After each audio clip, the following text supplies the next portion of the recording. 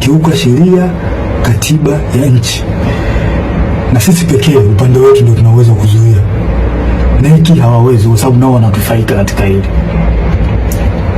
Kwa mkuu wangu na kushauri usiingie kwenye mtego wa kuruhusu huu uchaguzi kufanyika, na kama tukiruhusu tutakuwa tumeukosea sana Watanzania.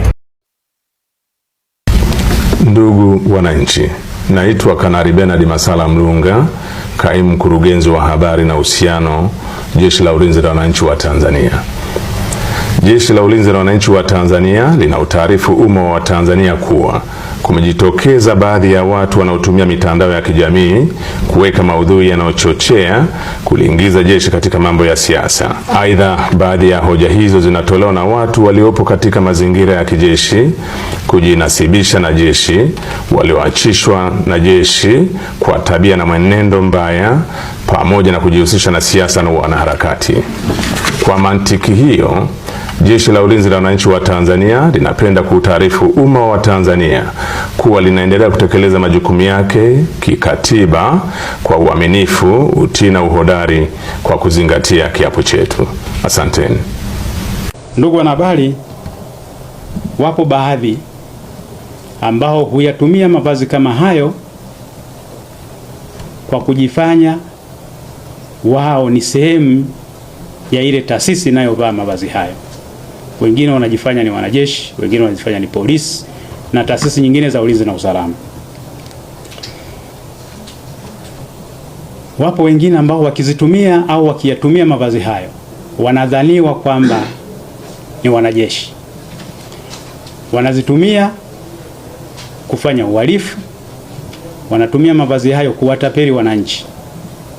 Wengine kuwarubuni kwamba wana ajira, wanaandikisha vijana jeshini, wanaandikisha vijana kwenye taasisi za ulinzi na usalama, tuma hela, tuma na ya kutolea. Na wananchi wengi wameumizwa kwa mtindo huu wa kuwalaghai kwa kutumia wale wanaoonekana amevaa mavazi na amepiga picha na ameposti kwamba ni mwanajeshi. Ndugu wanahabari, kadhia hii ni kubwa. Kwa kuipima kwa macho huwezi kuona, lakini ukifanya tathmini utaweza kuona, na ikiachwa kuendelea inaweza kuhatarisha ulinzi na usalama wa taifa letu. Hivyo basi, Jeshi la Ulinzi la Wananchi wa Tanzania wameona si busara kulifumbia macho. Wakati umefika wa kuanza kulifanyia kazi. Baada ya ufafanuzi huo, ndugu wanahabari,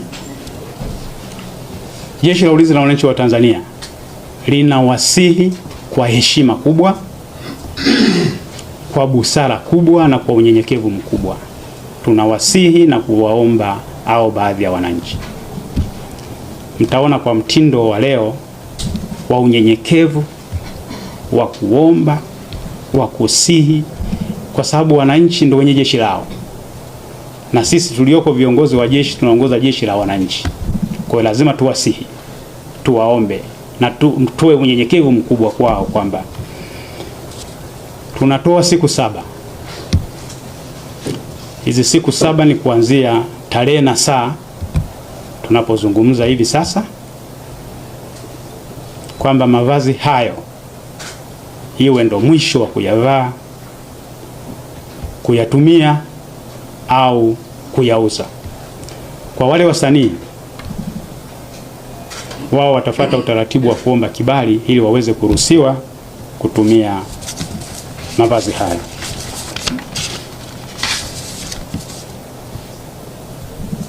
Baada ya siku 7, atakayekutwa na mavazi hayo tunasema atachukuliwa hatua ambazo kwa kweli itakuwa ni kali na ni fundisho kwa wengine ili wasiende kuiga.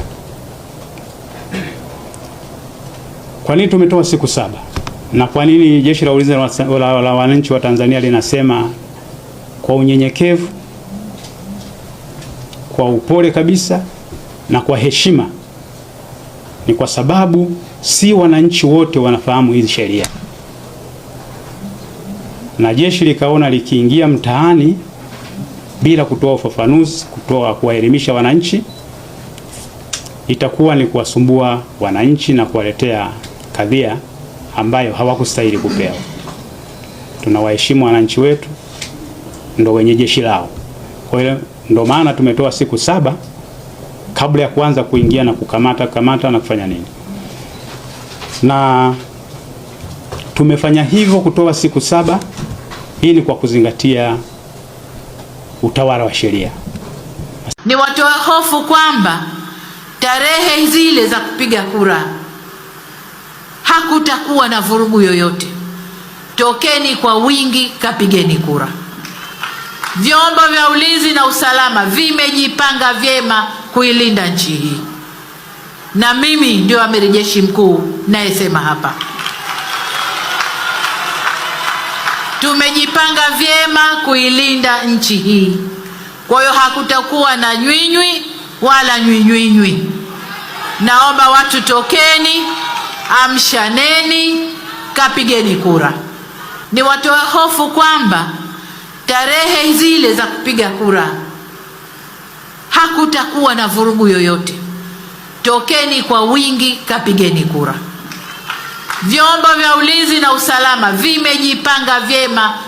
Niwaombe, wamesema wengine hapa, siku ile ya kupiga kura tarehe 29, kila aliyejiandikisha ahakikishe anakwenda kupiga kura, na kama ataamka mgonjwa atoe taarifa kwa mjumbe wa eneo lake, afanyiwe mipango kwenda kupiga kura.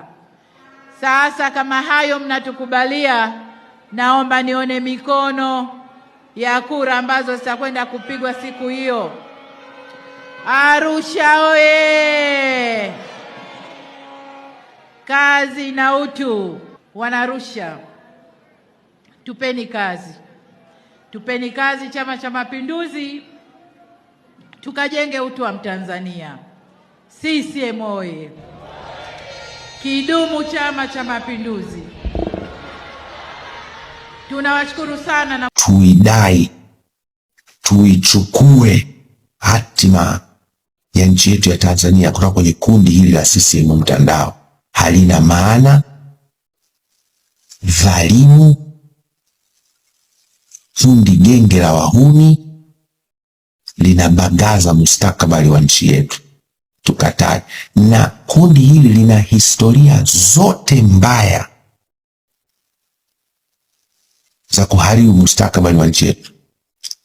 Ufisadi wote tangu tumeanza kuusikia unaohusiana na genge la kundi hili la CCM mtandao, wahuni hao. Hivyo unajua kwamba nitakapokuja kuwasimulia kuhusu bima hii ambayo leo hii iko hoi bintabani mpeche mpeche, aliyekuja kuileta ije ili uwe mfumo wa kuiba ni yule jamaa, yule aliyenisema nikawaambia namna gani anatuibia. Yule ndio alileta wazo la bima. Lakini ukiacha wazo la bima, hata mabando bei kuwa juu, yule jamaa anahusika. Alianza hii kampuni yenye rangi nyekundu, akapiga michezo akaondoka. Kaingia kwenye hii kampuni yenye rangi za kama za Chama cha Mapinduzi, unaelewa? Akapiga mambo akaondoka. Na wamejipanga kufanya internet isipatikane kwa urahisi ili iwe bei kubwa. Nitawafafanulia wiki hii tulivyoibiwa. Na mhusika mkuu mmoja wapo yule bwana na genge la CCM mtandao. Kwa hiyo wapuuzeni. Alafu ni kuhusu, unajua nimeona vyombo vya habari vile vikubwa havizungumzi kabisa na vinaona aibu kuzungumzia mambo ya msingi kwenye kampeni. Unajua kwa nini? Ni mambo mawili. Moja, wanatishwa.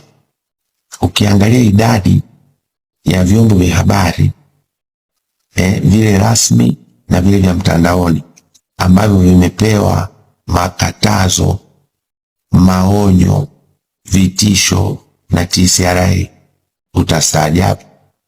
Mimi kila anayepewa analetea bwana nishapigwa onyo washapigwa onyo, washapigwa onyo. Unapigaje watu maonyo wakati wa mchaguzi kwa sababu tu wanataka kutoa sauti za pande zote? TCRA na ninyi, dawa inachemka,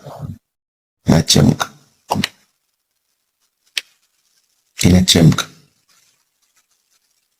TCRA inatakiwa very independent, lakini inashikwa masikio katika namna ambayo Kiingereza ningesema intellectually dishonest. Yani hakuna akili kabisa ya kitaaluma inafanya kazi sasa hivi pale. Ni maelekezo yasiokuwa na msingi ndio yanafanywa kazi. Sasa leo tunaruka wakati wa kampeni. Tuone mtakata. Lakini sababu ya pili, Mlungula, wengi ya waandishi wa habari wamepigwa Mlungula. Sasa ni wasikie jeshi la polisi, polepole njoo tupatie maelezo ya ushahidi tufuatilie. Sasa leo nakupeni ushahidi mwingine kwamba vyombo vya habari vinapigwa Mlungula. Unakumbuka siku moja ilifanyika tuzo za kalamu sijui ya Samia. Unakumbuka kalamu ya Samia? Wakapewa pesa watu pale. Kitu kimoja kinyume kabisa na taratibu za matumizi ya fedha za serikali katika ngazi ya mawizara na taasisi za umma ni kutoa hela mbichi. Ni mwiko. Mimi nimekuwa mkuu wa wilaya, nimesimamia halmashauri zaidi ya moja.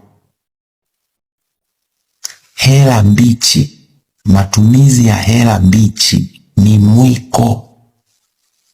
Mimi nimekuwa mkuu wa kituo na balozi. Matumizi ya hela mbichi ni mwiko. Siku ile kwenye kalamu sijui ya Samia zile tuzo, unakumbuka wizara zilikuwa zinakuja pale na malundo ya fedha. Wizara zinakuja na malundo ya fedha, zinamkabidhi Mtungi. Wizara inakuja na lundo la fedha, inamkabidhi Mtungi. Wizara inakuja na lundo la fedha, inamkabidhi Mtungi. Waandishi wengi waandamizi siku ile wamepigwa malundo ya fedha hadharani mbele ya TV, kinyume na taratibu za matumizi ya fedha ya serikali. Labda niwaambie tu, naipenda nchi yangu. Naipenda nchi yangu. Na nimefurahi sana baada ya kusikia ujumbe huu bwana. So mimi kama mzalendo nimefurahi na niseme tu naipenda nchi yangu. Sielewi mimi kwa nini serikali inafanya vitu vya hivi kwa watu. Maisha gani haya? Anaishi tofauti na hapa, ana amani kubwa kuliko mimi. Naishi maisha ya uoga. Awe amekufa awe mzima, mwanangu mimi muone. Hali inazidi kuniwea ngumu kwa sababu ni donda ambalo halitibiki. Bora laiti ningemzika mwanangu, ningejua ni mipango ya Mwenyezi Mungu, ningekuwa nimesharizika, na kwa sababu hapo Mungu alituwekea sahau. Na mpaka sasa hivi nikimwaza huyo mtoto natoka machozi tu. Nashangaa sana, nimeshanichukua muda lakini nimeshindwa kusahau. Ndio hatari kubwa ninayoiona. Wanaokusudia kuandamana wana hasira na wataandamana, lakini haina maana kwamba tutazungumza tu. Namna ambavyo wanajiandaa wao kutuua na sisi huenda tunajiandaa kufa.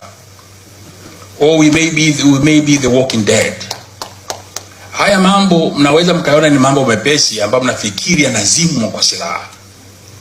Ogopa sana roho ambayo iko determined. Ogopa sana roho ambazo ziko courageous. Immunity ambayo imeshajengwa ni kubwa kuliko mnavyoweza kufikiria, kwa sababu ya pain imekuwa extracted for far too long. Tuombe Mungu Inawezekana kuna busara za kimungu zinaweza zikaingilia katikati kuepusha haya, lakini wenzetu upande wa pili laiti wangekuwa na heshima angalau 10% ya kilio na pain za Watanzania, tusingefikishana hapa. Tulikuwa tunakwenda kwenye uchaguzi vizuri bila tatizo lolote. Hatujawahi kuwa troublemakers na tumeonyesha kwa vitendo.